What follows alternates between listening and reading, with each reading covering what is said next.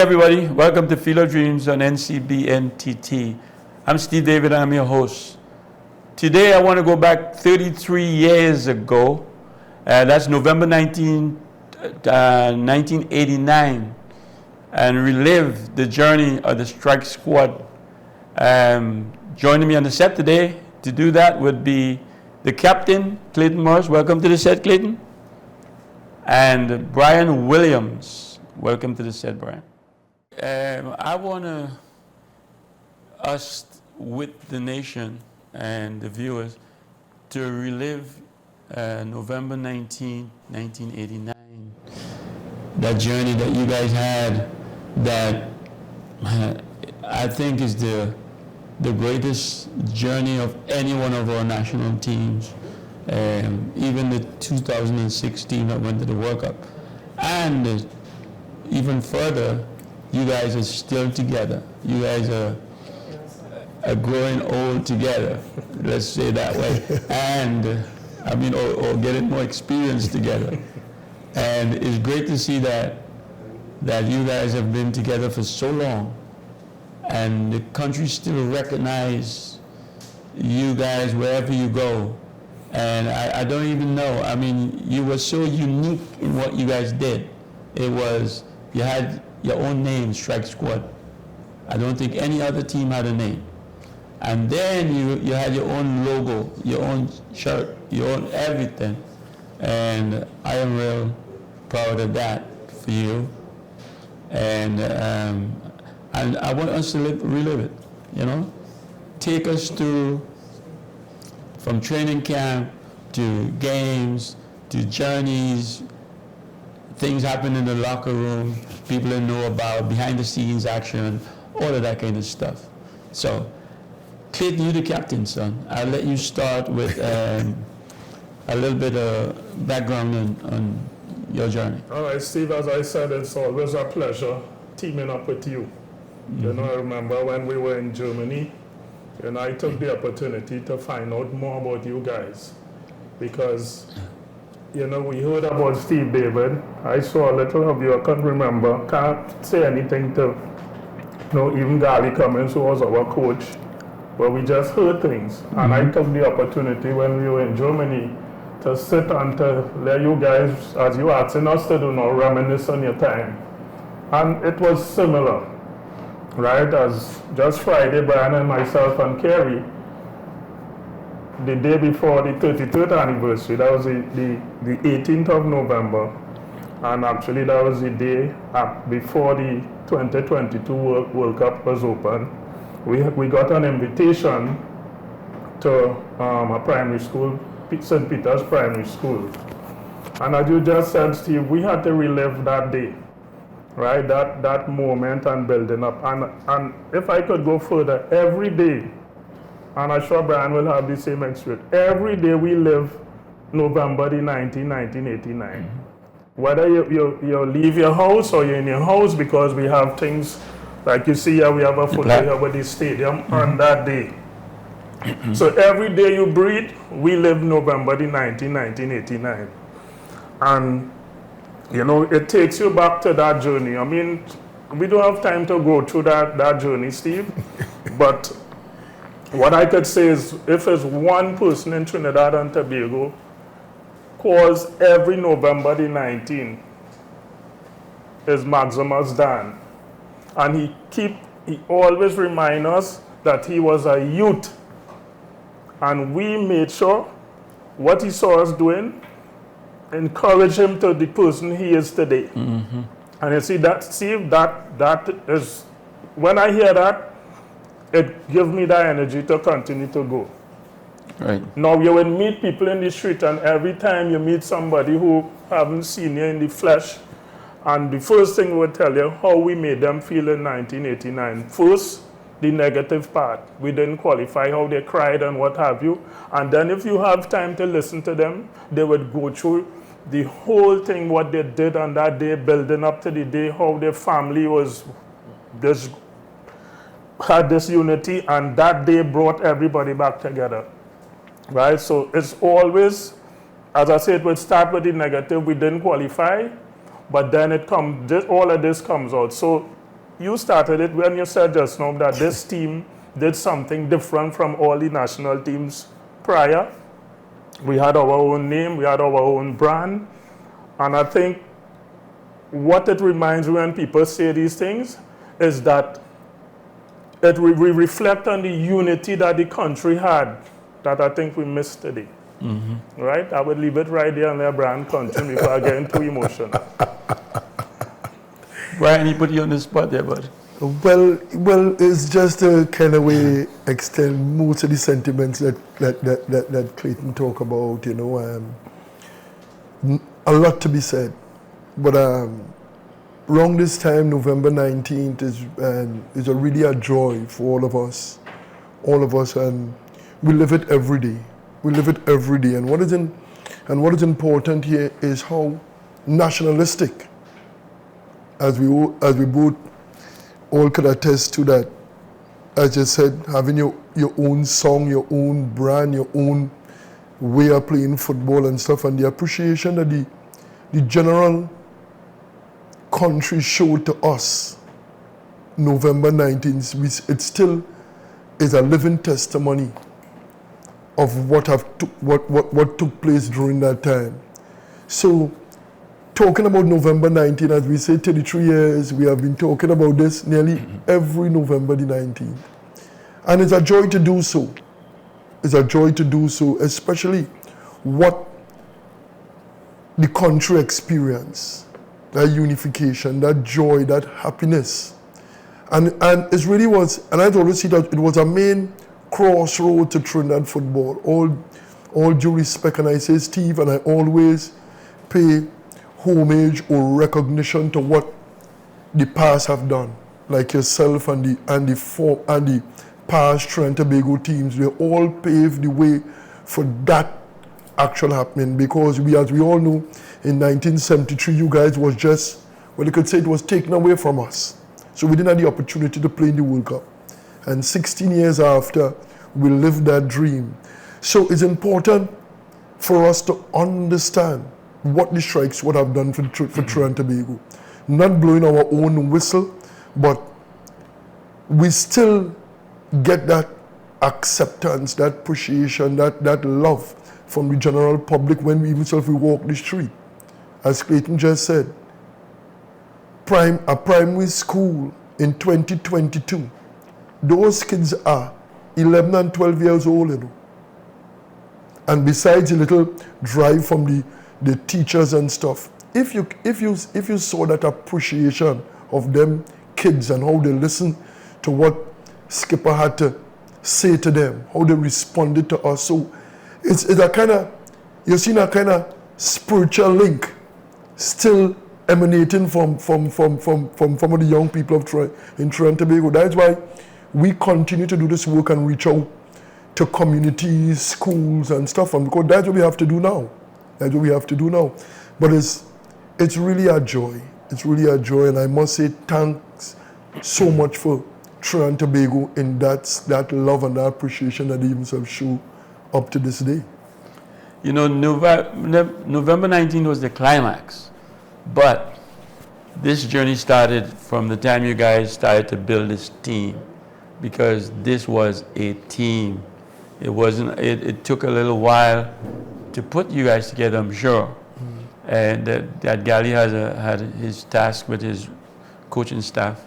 So let's build this from the first time you guys got together and take it down, and we would take it to the last segment where we talk about all right, a little bit more. Let me see how far I could take it, and Brian will take it from there. All right. As I say, Steve, you have to fall long in order to get up. 1987, we went to the Pan American Games in Indianapolis. Yes. Right, under coaching staff, both DCs now, Roderick Warner and Mohamed Issa. Right. And about 14 or 15 of us from that team is who continue with the strike squad. We went to the Pan American Games, and we also had a makeup game to play against America in Indianapolis. That is like a World Cup game that was supposed to play home, but we played it we gave up home rights and we played the 2 games in America. Right, we came to the Pan American Games. I remember we played against Argentina, America, and I think it was Paraguay or one of those other countries. And it's on that trip I became captain of the team. Right, because Michael Morris was ejected. He got a red card because an incident he had with Bruce Murray. I think it was an elbow. After he threw the ball, he thing his elbow, and so he got a red card. And knowing that we had to play America in this World Cup qualifying game, a week time, Yes. they sit on the matter and they ban Michael for about 4 games. So which means he was also out of the World Cup qualifying game. So there I became captain of the team. Right, we lost that game 4-1. Right, Yes. Errol Lover fitting in the goalpost for Michael Morris. Earl Carter was not wrong at that time. Right, and when we returned home, we were given a questionnaire, a multiple choice form. You're not putting your name, you like the coach, true of yes or no, and that is how the coaching staff was fired. And about a week after, we got a call that Gary Cummins would be our new coach. And everybody was excited because here it is, we getting somebody who played with a national team before and also could physically demonstrate what we wanted. And that was reality. Right? And we started playing. But we had one more game to play in El Salvador in the World Cup qualifying. Whether we win whatever result we got, we couldn't go anywhere. And we prepared for that game and we went to El Salvador. I remember Ron Laforet was also included in that squad as one of the experienced players with us. Together with Leroy Span. With Leroy Span. And we won that game 1-0. Going into this, because they were still in with a chance to qualify for the World Cup. And we went to El Salvador and came out a 1-0 victory. Brian lost piece of his dread in the bus while we were exiting the stadium. I don't know if you can remember that. Yeah. Right? The people were so disgruntled how, we took away that chance from them. We couldn't go nowhere. But that was the turning tide of where our football would bring this climax 1989. Right? And then we started the next campaign. The first game we played was against Guyana. In Guyana, Marvin Fuston scored the first goal in that World Cup campaign throughout the world. First goal. We won that game, I think it was 5-0, right, in Guyana.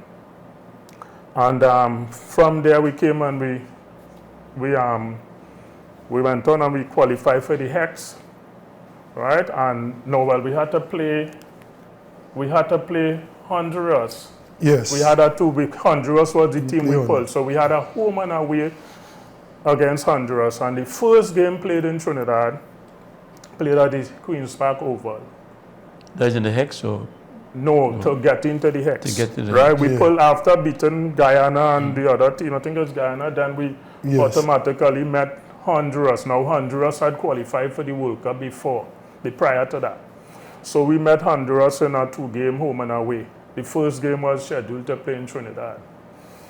And those days, you go to play, and imagine we had one uniform, Steve. We had one uniform to play, white, white, red. Honduras had on white, white, white. And we played that first half. You could go back to the tapes. Both teams in white. The only difference we had on red socks, no, I think they had on a light blue socks. And the second half in that game, Steve, we played with Queen's Park Cricket Club football jersey. So that's a light blue. A national team playing in a club jersey. Now, what I was told, like you remember when Pele came to Trinidad, you were on the field. The oval gate broke down, right, for that game thing. So that is another thing that where the football in Trinidad and Tobago turn and the fans start to come back to support. And that game drew goalless. Yes. So we had to go to Honduras now to play the return game. Now that's when you have the away goal thing Goal if you score difference. away from home. Yeah. So Honduras did score on us. So all we need to do is to score, and that one goal comes as 2.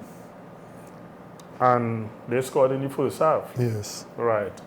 And we battled through our evergreen Hudson Charles again. Right? Put one in the net for us and 1 out. Now, that was the game that put us in the hex. It's the first time I experienced. Now, when you're feeling pain, you cry, and you're crying, and when you feel the pain, you stop, Steve. But with that joy there qualifying for the hex, I saw a big man myself who cry, and you couldn't stop the tears from flowing. It's then we got to love our coach, and we found that love for each other. And the sacrifices we had made with the team that I said when we came back, we had to do a multiple choice thing to say. Yeah. Right. To change it. Right? How they fire the staff is then we realize we are on track to greatness. Right? We are on the track to greatness. So, Brian, I'll give you a chance to pick up a little bit of what Clayton talked about, but wait. I need to take a break. When we come back, I'm coming right back to you. I know you're excited to do this for us. But as soon as we come back, I'll let you pick up where we left off.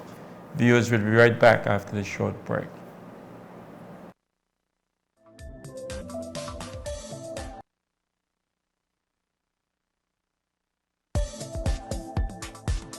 Hi, join us for your movie classics on NCBN T2 Television Network every Saturday at 10:30 a.m. with repeats on Wednesday at 10 a.m. Streaming live on Facebook and YouTube. NCBN Television, the #1 online television network, bringing you the classics.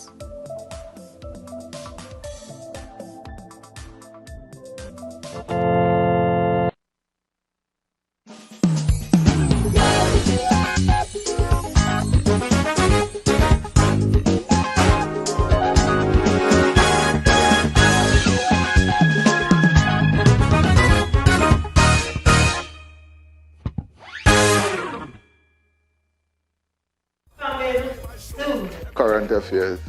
Oh, what? That's it. That's it.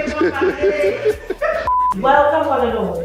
I am Gigi Love, alongside my sidekick, Mr. Ruka. Your partner in crime, Juliet. And we are going to be live on NCBN on a social media platform near you. IG, Facebook, YouTube. We are going to be Sensational, tantalizing, thought-provoking, dramatic, educational, real, sometimes spiritual, suspense, political analysis. drama. Take no prisoners, Juliet. Don't forget that part.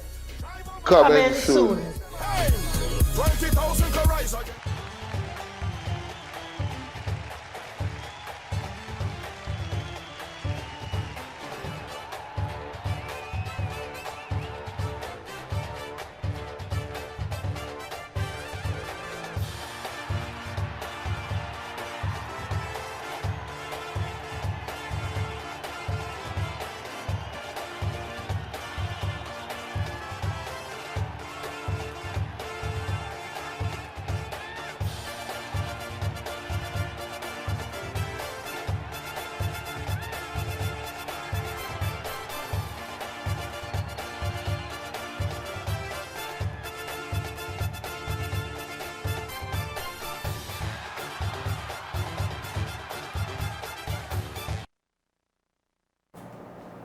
Welcome back, viewers.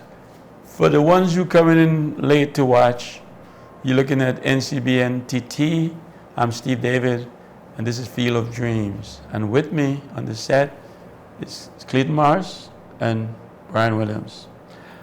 Brian, so I could see your excitement and wanted to get some action in this. So I want you to relive some of the moments for us in your mind. Yeah. Yes, what I have to say, I know I tend to differ slightly from Skip. What I admire about Skip too, Skip maintain all these stats and Right. all those moments, which is great. But the uniqueness, as I want to mention about the strike squad in that campaign after the Honduras game, and not after the Honduras, even long before. What was really important too for us, the majority or nearly that entire team was locally based. You understand what I'm saying? So the point I'm trying to make, to achieve success, sometimes we have to understand how you go about it. The camaraderie and the whole togetherness of the strike squad. As I mentioned, we were locally based. And after that Honduras game, in seeing, yes, we start to see either the light at the end of the tunnel in qualification of that 1990 World Cup. So the drive in the hex, when we start to bring the country attention and yeah, but this team could really do something, you know. Right. So, even so with our administrators too, we had to get closer.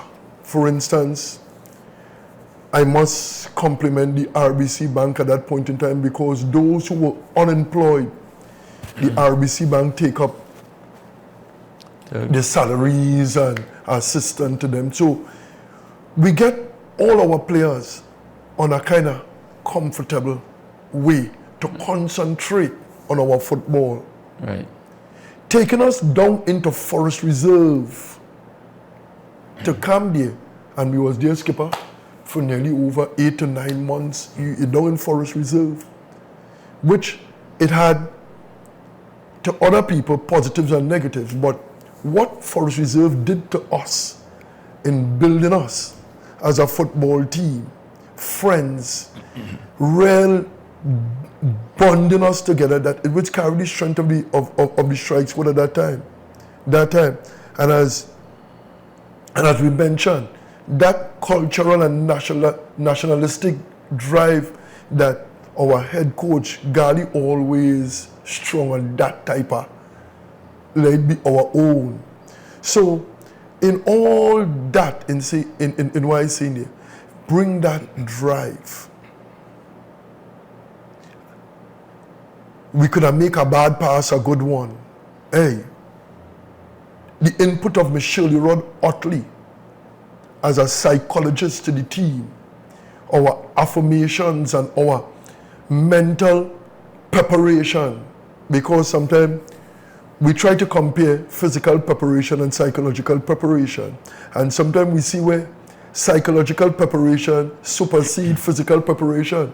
But in the Caribbean here, and even stuff like in some of our, like in Trinidad here, we hardly prepare our athletes that way from a psychological perspective.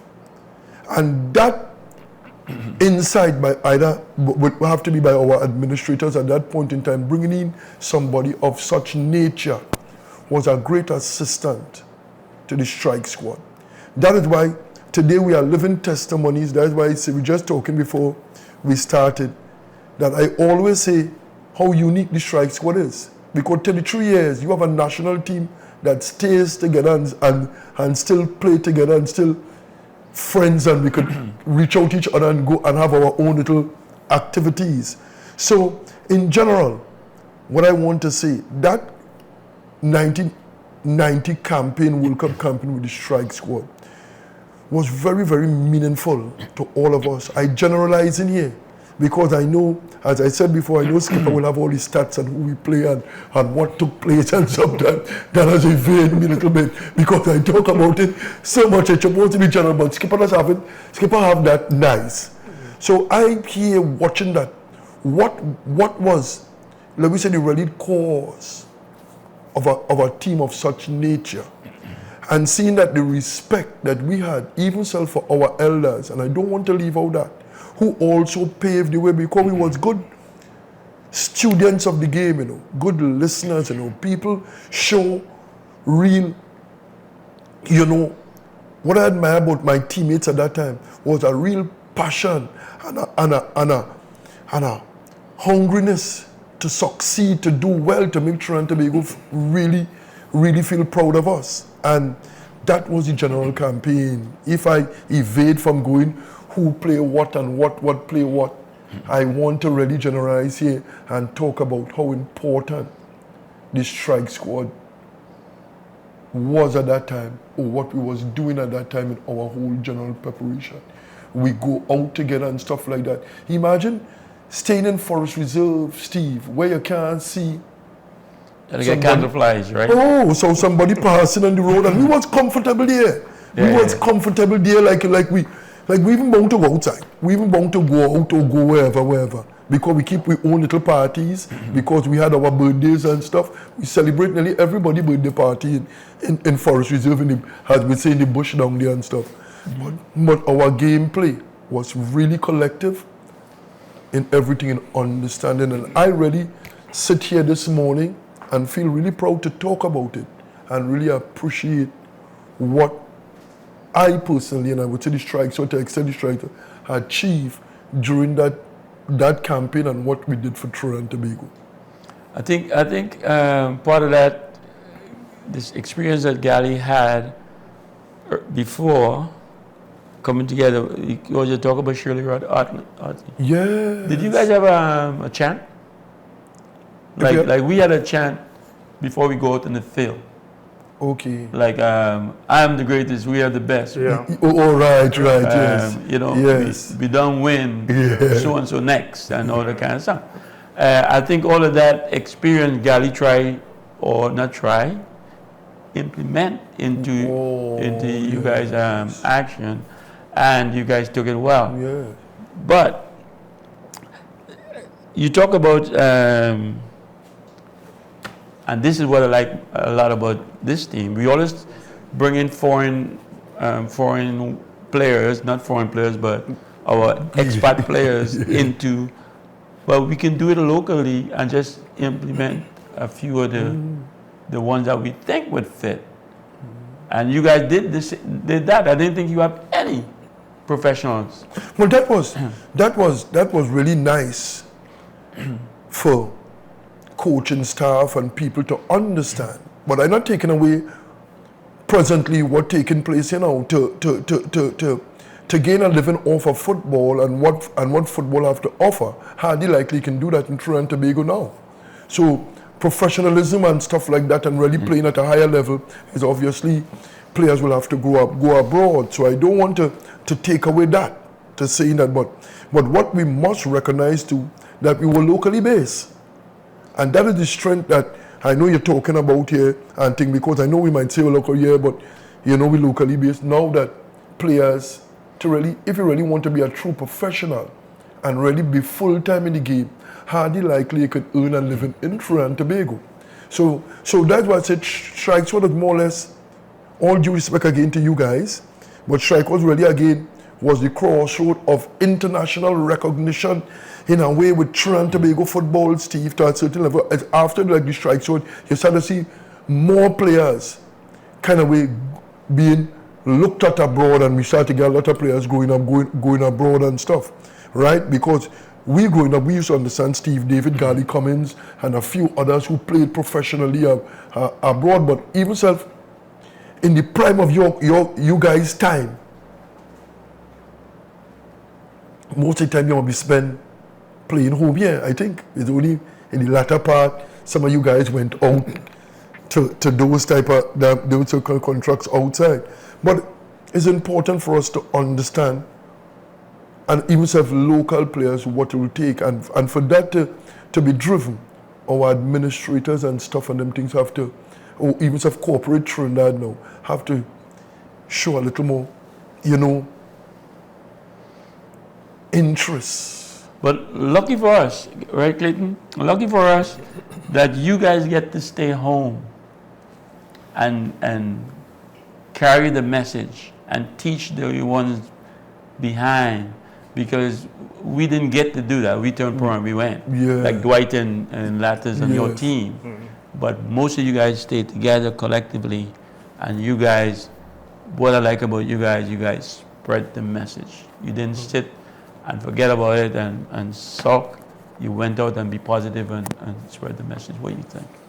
Steve, I'm glad you raised that point because, to be honest, when the whistle blew on that day, November the 19th, 1989, you know, I've said this on many occasions. I felt as if we disappointed the whole country. I was the captain.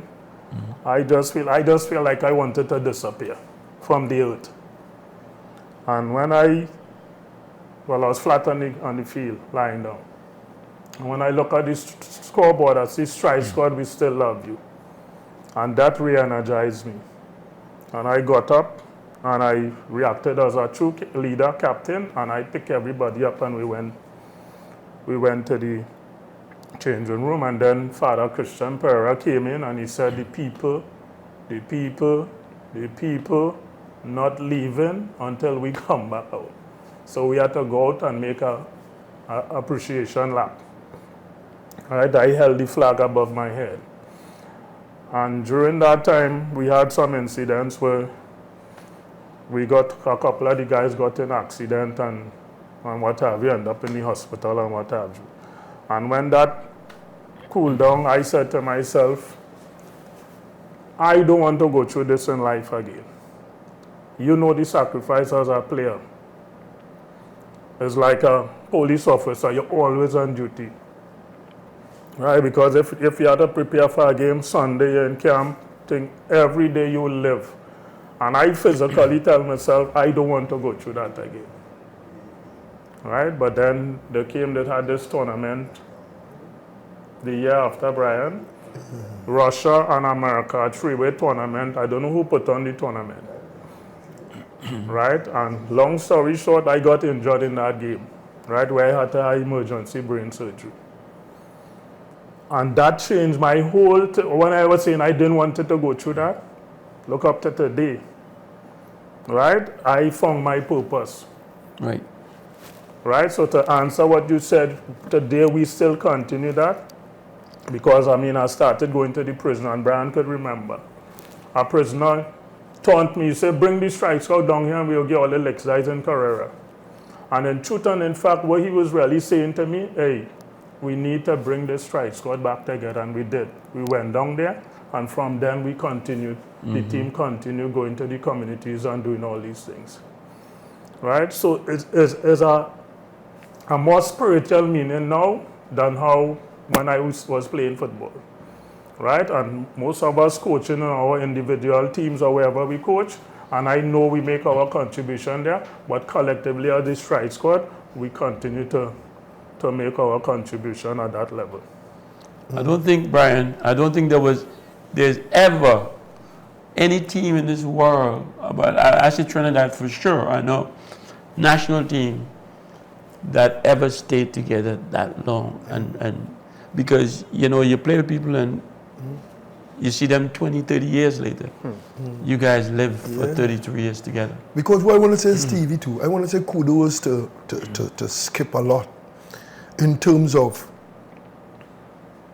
when we finished playing that, and as he said, after that time, we and just before that going down to Carrera, we sat amongst ourselves and with the drive of Skipper too. How could we be able to give back?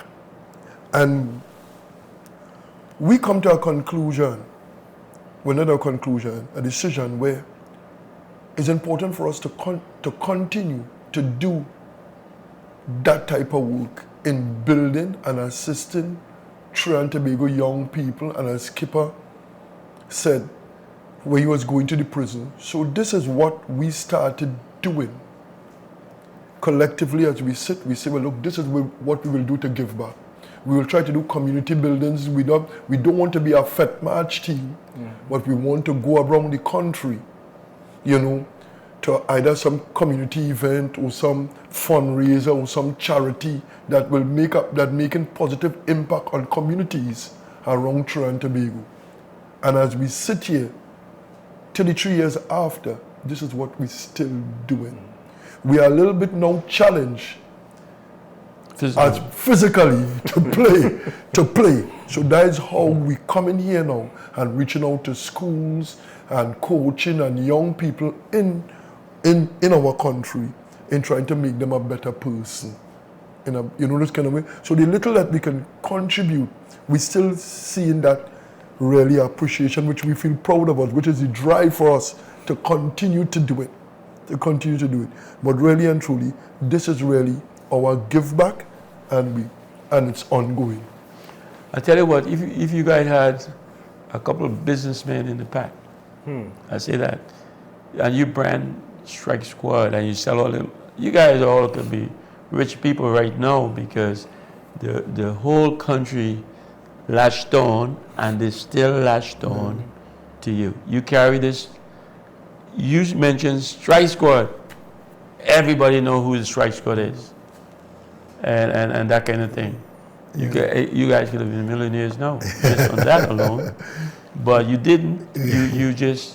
You live to give back. Well, and Stephen and me, I know it was a little challenge. We're not challenged in terms of, we just choose to share the love, this kind of way, and we all understand the environment in Toronto where we live by from a footballing perspective, which is what we still trying to change or close the gap. Right. Because for us to do well, it must be a collective approach. That is why we're so concerned of what is still taking place, or what took place even after the 2006 qualification to the World Cup, that we haven't been able to sustain or to keep our position regionally, so international. Regionally, we was able to sustain that. So we get little challenges. But I think it's we did our bit in 73, then you did yeoman's work in 89, going forward.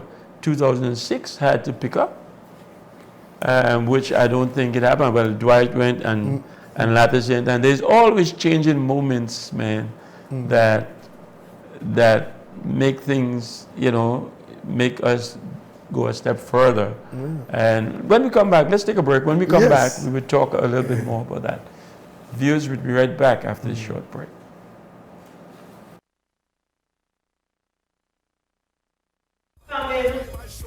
Current affairs.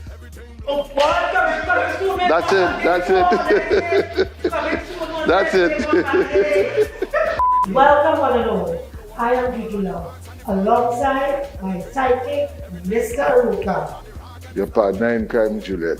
And we are going to be live on NCBN on a social media platform near you. IG, Facebook, YouTube. We are going to be Sensational, tantalizing, thought-provoking, dramatic, educational, real, sometimes spiritual, suspense, political analysis. drama. Take no prisoners, Juliet. Don't forget that part. Coming soon. 20,000 can rise against we like zombies on Juve morning.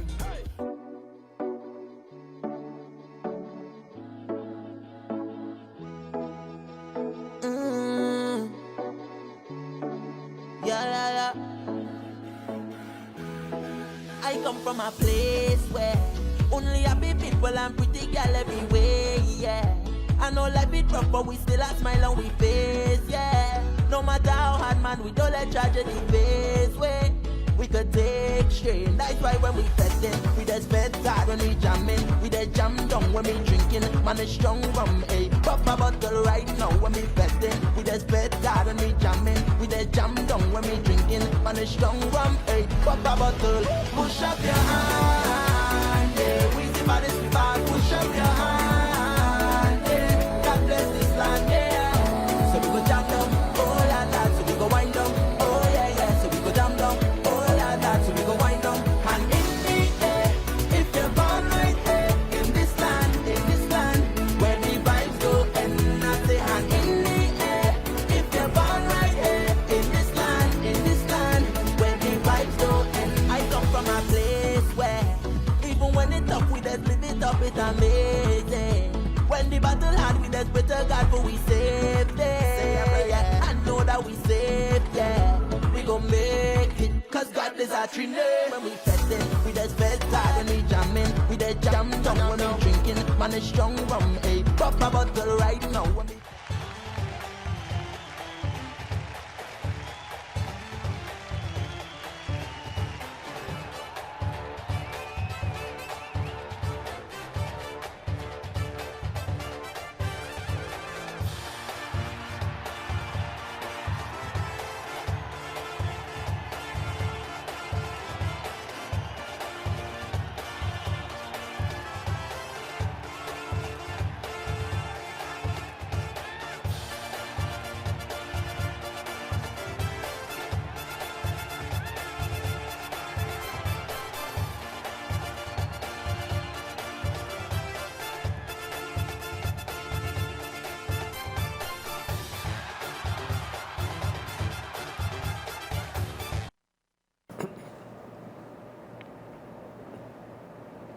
Okay, welcome back, viewers.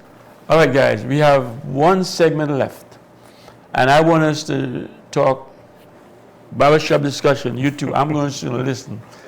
I want you guys to take us through that day in November 19th, 1989, from the time you get up in the morning until the time you go to bed. Give us what that day was like for you. I could give you from the week. Okay. If I got about 5 hours sleep that week, I got plenty. Okay. Because you just live for that day. You just want that day to come. Right? You want that day to come, the hour to come, and the 90 minutes plus for the game. So you were just living for that game.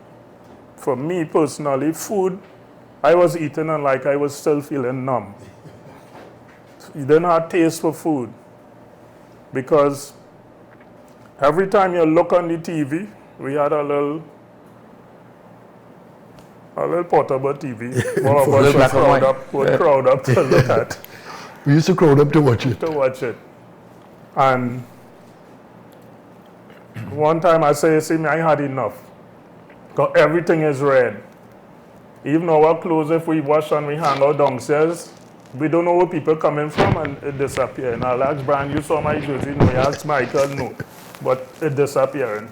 Not realizing people coming in, sometimes Petrochin security will come and they making themselves comfortable. So you just live, as I say, Steve, for that week coming down there. Like I didn't have taste for food or what have you. You just want that day to come. And I remember when we got up the morning, we say, yes, November the 19th, 1989 is here. Say my prayers, we got our breakfast, and then when we left just about, we were after 10, heading out from Forest Reserve. Now there's a journey we took for all the games. All the games. But this particular day, it was like going out to the battlefield. You had to fight a war before you really reached the main battlefield, right? We normally go to this church in Oropouche and we get our blessing there from service from Pastor Father Krishna Pera, and then we journey to Port of Spain in our 24-seater Maxi with a 12-seater falling. That is our means of transportation.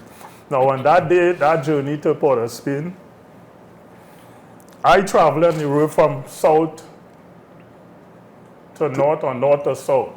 Nearly every day. And I didn't know it had so many people living on the highway, Steve.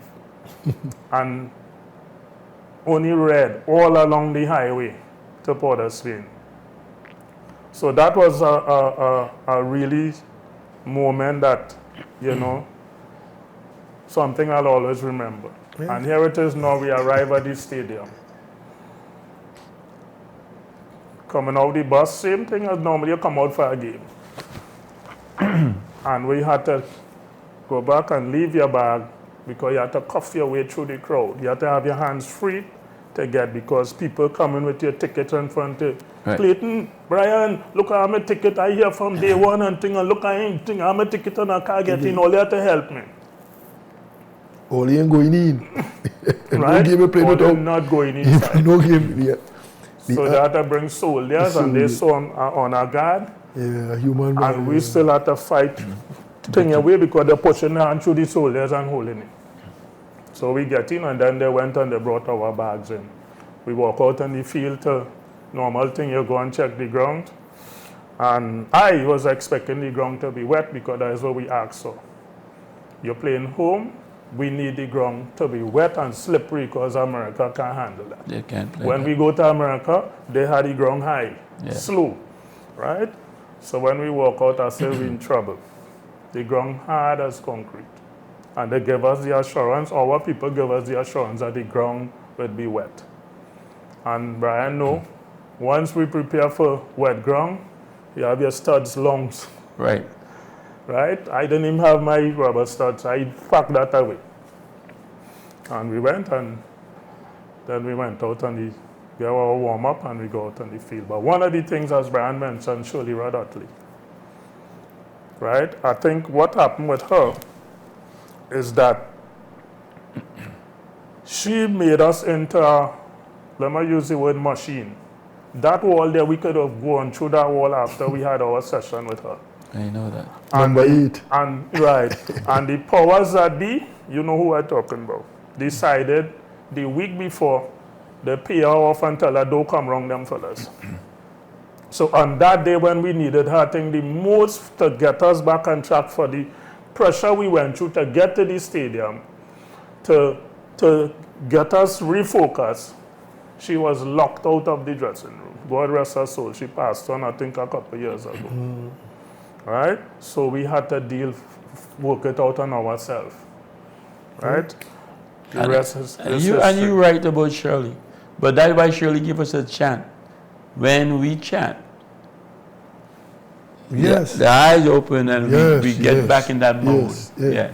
Because that day, as Skipper saying, we in Forest Reserve himself that we wasn't sometimes even self-aware of some of the things we only were here see and sometimes the little papers and what we see on TV, we was taking place outside of Forest Reserve. Yeah. Because as Skipper said, in the morning that we got up, the employees of Petrotrin and stuff like that, we outside the Forest Reserve, you know, it's a restricted area. But when the amount of people was himself Right. outside the camp in Forest Reserve was surprising. Was really surprising. But the whole trip, I always see the occasion rise above the rest. Because, and there's a lack of, I would say, foresight in terms of we staying in town. Because I know that people always like, well, how they stay in town and whatever. But a lot of people didn't know because, you know, as Trinbagonians, we say we just jump on the, with bandwagonists now, we just jump on the bandwagon when things get nice. You know what I mean? Not saying so we were always really being supported by the people in the country. But on that day, the occasion rise above the rest. As Skipper said, we used to travel from Forest Reserve to go to Port of Spain and play our games as normal. But remember that day, all the jitters coming, as Skipper saying he could not, because we had so much confidence in ourselves and was playing so well. We didn't see. We were just waiting for America, you know. Mm-hmm. All we wanted to do is to get to the National Stadium on November the 19th to play USA, and we done affirmations, visualization. We don't see ourselves in Italy in the World Cup, you know, Steve. So we go on with that drive. For some reason or the other, you know, I think we see slight cold feet because I don't know if it's because of the problems that we got on that day just from Forest Reserve to Port of Spain was really a physical and a real psychological challenge. But we made it through. We made it through and stuff like that and them things. And that day, what else? Question for both of you. There is two defining moments in that game that everybody talk about. One is with the two people, striker and your goalkeeper. So the one with Pamo, when he got fouled, and I, as a striker, I know how he felt because the ball is there. It's like, let me get it and put it in a goal. and don't let a penalty decided or anybody. And he fight himself from going down and stay up. Understand that? And apparently he didn't make it, and then Brow, a ball that Brow would save 10 times out of 10 times, just happened to the dip, and it happens in a real game. What have you heard about that? How you feel about that? And these players, those are pressure positions. How you feel about that? Steve, I will say about Palmo's situation. Yeah. Even some the life that Palmo lived today, sincerity, honesty, this kind of way. Yeah. I know it was a situation like in a game because enthusiasm and that drive that we had. Palmo we get foul. Yeah. And his honesty and sincerity, he feel he could get up and go again, this kind of way. But if Palmo did even stay down and, as everybody say, and appeal for a penalty, they might be able to move the referee in some way. But the level of confidence and thing that we have, and even some the way how, if people who know Phil but Jones, how we play, he always play with that level of energy and honesty and sincerity in his play. Right. Because he even up to this day, he lived that type of life. This kind of way, that kind of, this way. So that we know it was something we could say, boy, Palmo, boy, everybody. When we all of us, when we look back at it, Palmo should have stayed down. Yeah. But really, after they already look at it, he should have stayed down. Brow situation, from my personal view, I don't know if Brow is a goalkeeper like to have a lot of communication with his back four. He always talking to the back four. So I don't know if on that split time he lose a little bit of concentration and lost what took place. Because as you said, on a 9 out of 10 time a shot like that, Brow might have easily catch it or save it. But I think it caught him a little off guard. Yeah, because I don't think it was, if you talk to Paul, I don't think it was a sincere shot. It was like let me get rid of it. Yeah, it caught him, Brow off guard. Right. So all he talk about, the sun was in the eye, I don't know.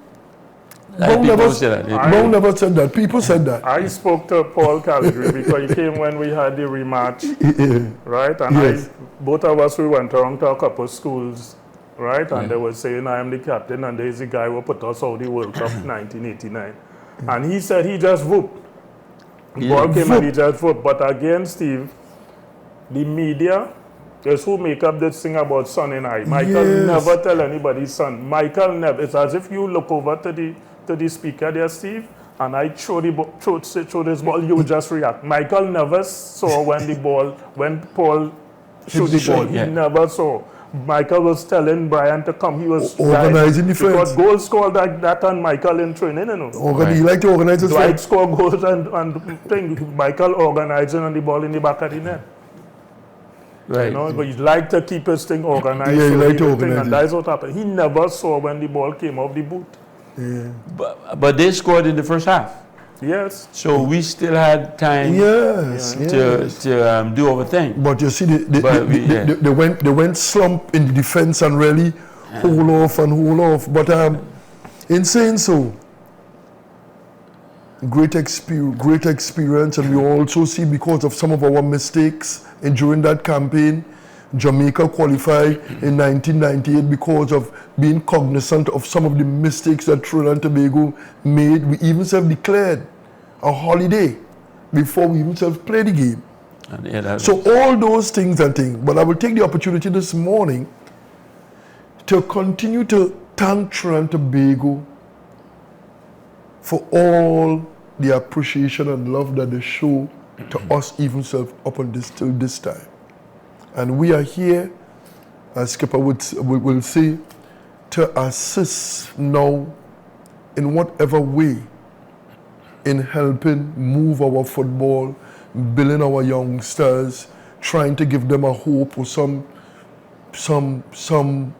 way of life, because we know we're living in challenging times now, and we see the problem that we're facing in our country, where, as we all are aware of, crime escalating rapidly, and we sit even so just for our anniversary and decided that we need to go out there some more and work with the young people of Trinidad and Tobago. So for corporate Trinidad or even self who, we are available on the right requests to assist in those aspects. Clayton, over you. I'll give you a minute to some partner. Yeah, what I am very pleased about, Steve, with the last initiative we had on, as I said, November the 18th, is that I was able to, again, thank God for Petrotrin. When Petrotrin was falling up, they had some legacy of the Soca Warriors. And in that, well, Dwight is on the front cover. That has from the team before you, Sadly, and them 65 come straight to the Soca Warriors. So I was able to present one of that to the principal, which they could put in the library. And that to me is something is very, very good, because I was telling Brian and there, if you ask me, what primary school Sedley Joseph went to deceased, I don't know. So we need, as I was telling Brian and there, we need to put our little bio together, so when we go to these schools and these communities, we could mention these to the children, because what I realized with this initiative, all the children in the school had on a World Cup jersey. Only the principal had on a Soca Warriors Trinidad and Tobago jersey. And they wouldn't believe that they could be out there representing the country too. So by us going there and explaining to them what it takes to become a national footballer, I think that motivate them to want to do, and as we identify in our bio, we all play for a primary school. Right. So that will give them the incentive to want to be a national player. And as we say, the influence, as Brian said, with the crime, our main goal is to assist the country with that, eradicate crime. And all, you guys could design some memorabilia that would, like how you had that Strike Squad T-shirt, 1989 to 2022? Yeah. Something like that would be nice to have, I think. Because the Trinidad and Tobago football still remain our main interest. We really have a path. We really want to see our football do well and stuff, and then hoping the powers maybe to fix our football and get our football back on track in a positive way, so we could, because football, as we just be proud, we have no, we say, proud to say football give us the majority of the things that we're able to achieve in life. I want to thank you guys for being here, bud. Every time I see you guys, I'm excited to talk and do. So it was great meeting some of you guys, and now we're friends. And a lot of that with national team don't happen. Again, thank you so much for what you've given to our nation. Steve, I will continue to tell you, I always say when I met you, and when I had the opportunity to team up here in Germany in 2006, when I get big, I want to be like Steve David. All right. Okay. Viewers, thank you for tuning in. NCBN TT, thanks for giving us the opportunity. We have a Facebook page. You can check us out. We have an email address, freelovedreamtt@gmail.com. You can drop us a line. The show has ended. Go in peace. I'm Steve David. Good night.